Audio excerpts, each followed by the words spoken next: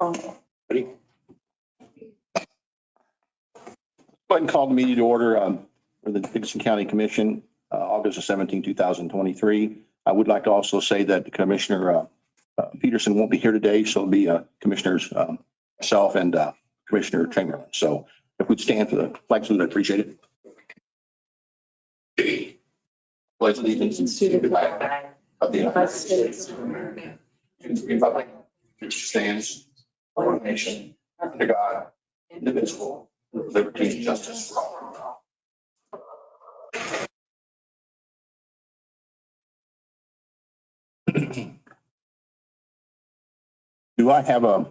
I have an addition to the agenda, and that's to add 4 vehicles to the Sheriff's Department to the agenda. Do I have a motion to approve the agenda? So move. I'll second it. Those in favor say aye. Aye. We have a consent agenda.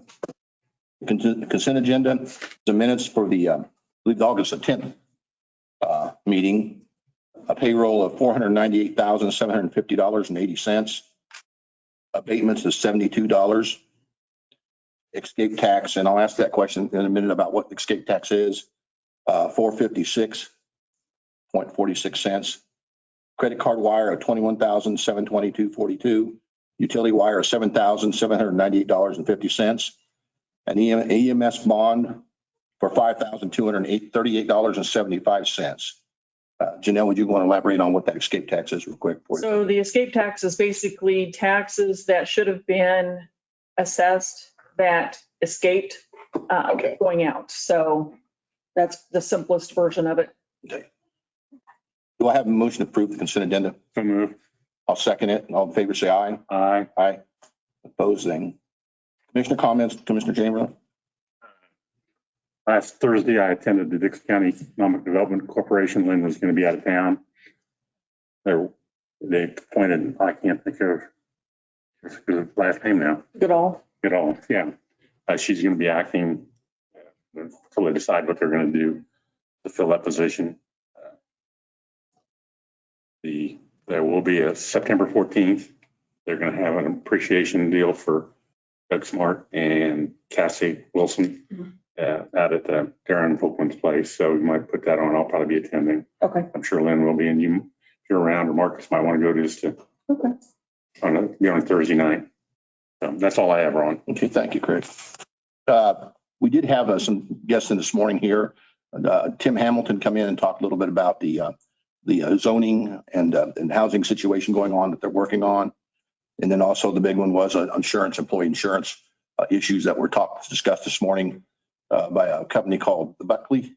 Katie. Katie. And they give us some good information and trying to save the county some money and yet help the employees also. So we really appreciated that. Okay. We don't have any petitions or proclamations. Okay. We have Larry Hoffman up next to give us a talk, if you would, please.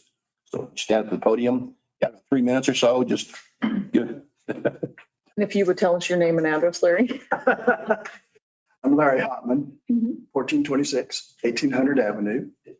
And I am here today basically to speak in behalf of Logan Township. I'm the trustee. And I looked it up this morning. I've been there for 31 years. Congratulations. Wow, that's great. That's good. 11 years ago, TransCanada put pipeline in. And a year ago, we started reaping the benefits of that pipeline as far as our township receiving money from them. And this kind of leads into the wind farms.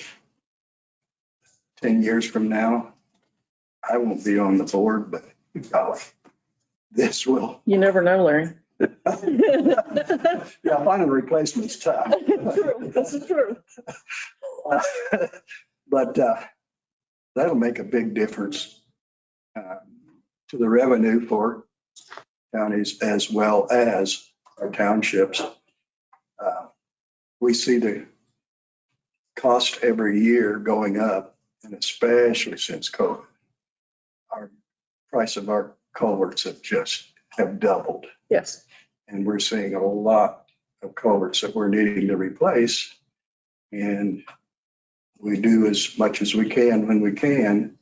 And it's going to be, excuse me, going to be a battle for the years to come. And we really appreciate that Trans-Canada money.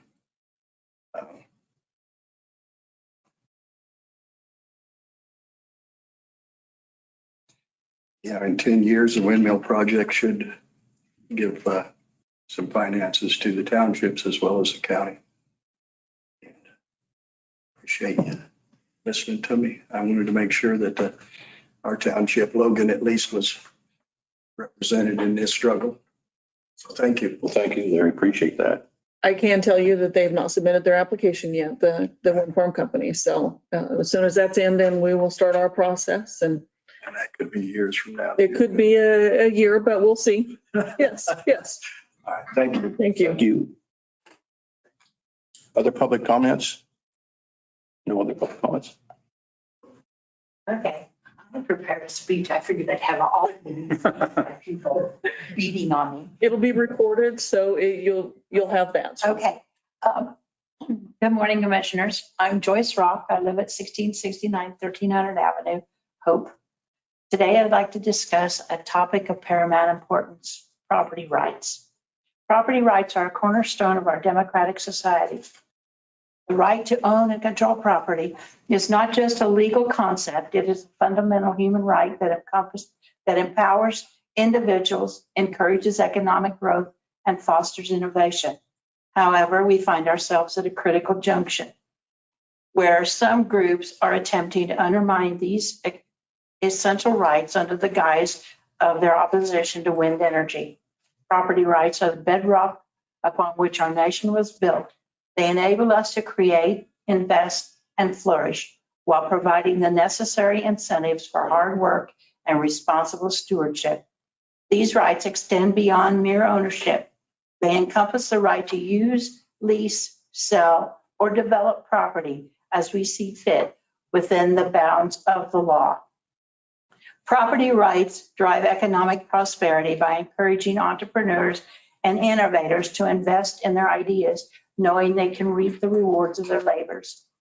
Unfortunately, we are witnessing a concerning trend wherein certain groups motivated by their opposition to wind energy projects are attempting to erode these rights. While the concerns about wind energy and its potential impacts may be somewhat valid and should be addressed through open dialogue and science-based informed decision-making, it is essential to differentiate between legitimate concerns and attempts to use these concerns as a smokescreen to undermine property rights. The arguments against wind energy projects in many cases are not against renewable energy itself, which is crucial for a sustainable future, but are due to concern for environment and community. However, using these concerns as a pretext to attack property rights is a dangerous path to tread. We must remember that property rights and responsible environmental stewardship are not mutually exclusive. It is possible to pursue clean energy initiatives while respecting and upholding the rights of property owners. In fact, many renewable energy projects have successfully coexisted with property rights, providing landowners with additional income streams and contributing to local economies. As concerned citizens, we must be vigilant against any attempts to exploit legitimate concerns for political or ideological gains. We must continue to ensure that property rights are protected while we work towards a more sustainable future. In conclusion, property rights are the foundation of our society, enabling individual empowerment and economic growth. We must not allow anti-groups to attack renewable energy projects as a pretext to undermine essential rights that define us as a nation. If you allow the anti-group to have their way, you have destroyed the property rights of every property owner in Dickinson County forever. Thank you. Thank you.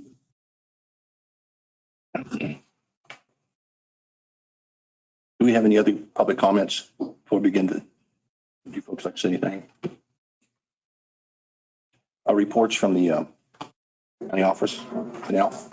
Commissioners, the highway department's been out patching roads and trying to make sure we are maintaining those. We have a few open positions in the county. We just had a resignation in the highway department, so we have an open position there for operator 1 or 2, depending on if they have a CDL. If not, the county would work with a potential employee for a CDL class and help offset that if they so choose. County attorney position, there's still an open position, but I'm happy to report we've had an application for that. And then the sheriff's department has 2 in the jail, I believe 1, if I'm not mistaken. 1 in the jail. So also we went out for bid to purchase diesel for the county, and we received 2 bids, $347 for Sapp Brothers, $348 for Robson, and then MKC, there was no bid. So Sapp Brothers received the bid. We also purchased unleaded fuel this week. Robson came in at $2.90 and Sapp Brothers $2.94. No bid from MKC. So Robson received the bid for unleaded fuel. So, and that's all I would have right now. Okay, question, you know, in the work session, the MOU for the Ambulance Hospital.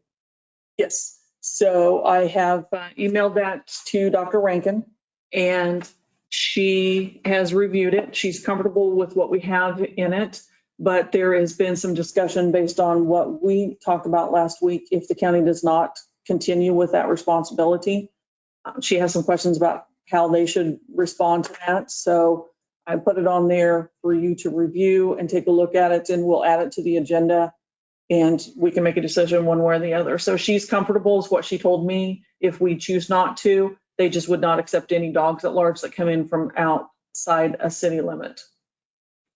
Yeah, and I know we've probably addressed this before. Jerry, vicious animals then will still be taken care of, right? Okay. Right.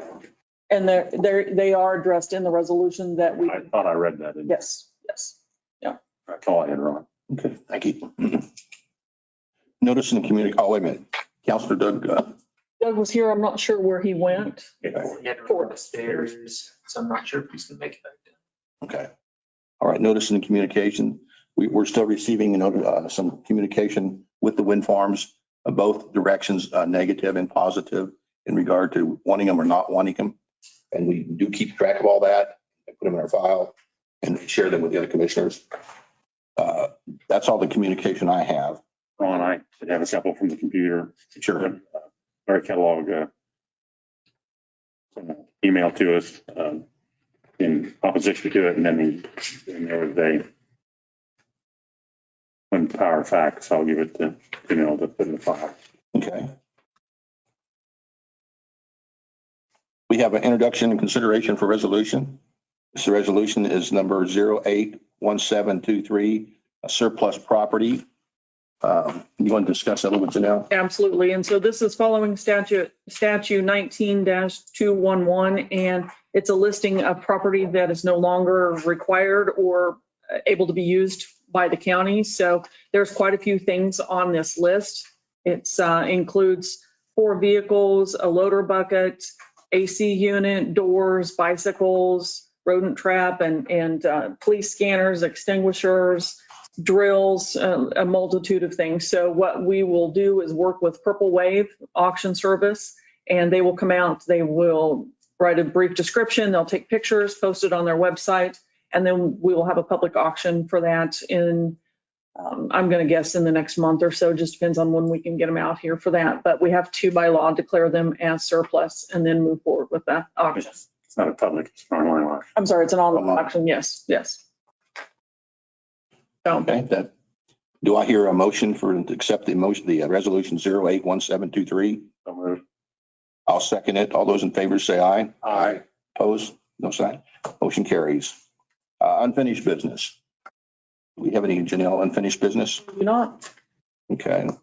Other business would be update the employee handbook, section 603, social media policy. Yes. Janelle, would you speak of that? So as you know, we have had a lot of comments that come through on our social media page, Facebook. I don't use Twitter. So I'm just going to put that out there. It's not something I'm interested in, but okay. But we need to have a policy in place that addresses how we handle those posts and responses. It was addressed in our employee handbook, but this fleshes it out a little bit more, gives better direction. So we needed to update this, and that also came at the recommendation from KAC, Kansas Association of Counties. I've sent this to our IT staff for review, and Doug has reviewed it as well. So we would just ask that you approve the updated policy, and then I will send it out to all the employees so they are aware. Okay. Do I have a motion on that policy? So move. I'll second it. All those in favor say aye. Aye. Opposed, same. Motion carries. 603, social media.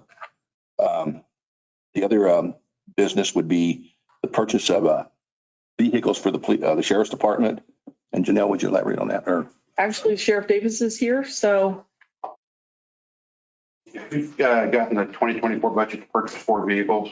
Those vehicles, I think we have 55,000 per vehicle. That's for the vehicles and the equipment vehicles. Mhm. Right now, we're working with Serve out of and Andover. They've got vehicles that they can access. We can purchase now, and they can get them ready and have them ready at the first of the year. The only thing is that we need permission from the commission to be able to expend the money now out of next year's budget. So the monies would come out of the capital improvement fund that we've got, and Marcus reviewed that, and we do have money sitting in there to be able to afford this. The quote also, I believe, shows a small reduction in price if we purchase the 2023. there are, if we wait and buy the 2024s, they're estimating it's going to be about $2,000 more per vehicle if we wait. So we'll be saving about $8,000. However, the equipment is a little higher, but I think we're going to be, if we get the Dodge Durangos, which is what they've quoted us, I think we'll be able to move like our light bars, some of our siren equipment over. So I think we're actually going to save money on the equipment part of it. So I think we'll come in under the, I think I talked to the insurer just before I came in. I think we'll come in under the amount budgeted for those vehicles if we do it now. So Janelle, what are we looking at for appropriation? So you're looking at a total of 225,368 for all 4 vehicles to purchase from Serve, and Serve does hold the state contract that's been negotiated to come up with the best price for equipment, vehicles and such. Let me ask you this, Sheriff. This is going to be not to exceed, or there's going to be, there could be some, if there is some, Savings. well, or overruns, Oh, right. If it increases. change in the moving the equipment. I think you're pretty firm on the quote that you just received. Is that I think we're correct? pretty clear on that quote. Okay. And he also quoted that, that's including the equipment. So I think it's going to go down from there. Okay, so I mean, I'm, in the Ford Expeditions, some of that stuff isn't going to change over, I don't imagine, is it? So we probably have 2 that would work and 2 that would need to be outfitted with new equipment. That's, well, I'm assuming then that price is for the new equipment in that. Yes. Yes, in the Ford, yes. I move that we accept the bid from, I can't think of the name, Serve. or Serve, It's Superior Emergency Response, for 200, no, 56,342 each Per vehicle. vehicle. Yes. I'll second that motion. All those in favor say aye. I, Opposed, the same sign. Motion carries. Aye. There you go. anything else, Jerry? I got nothing unless you guys have questions for me. I have nothing. I've talked to Janelle earlier about this, Ron.